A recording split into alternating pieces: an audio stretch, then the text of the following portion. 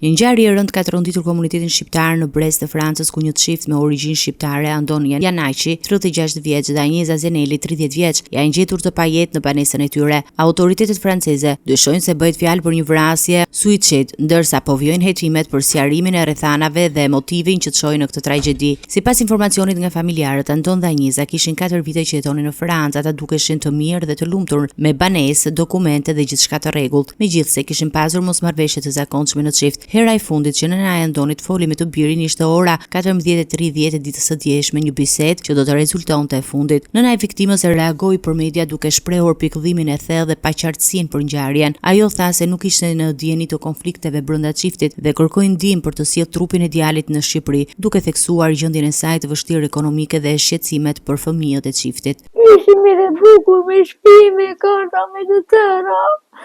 Nuk e di si janë. Kjo mos ma meshin të e qiftit. Mas sot më jedi më thamë, me kura këtu më të paura, të mami dish vlajta dhe të berni, dhe të besh pak e fort, të kaq më thamë. Unë dua të asim vlajnë këtu se s'kemi kushtet, të majnë vlajnë që përni vlajnë të asim të mama, nuk ka, rogu që mirë, lanë në borgjit, s'ka që bënë vete ajo. Ka branga, ka borgjit, s'ka që dua.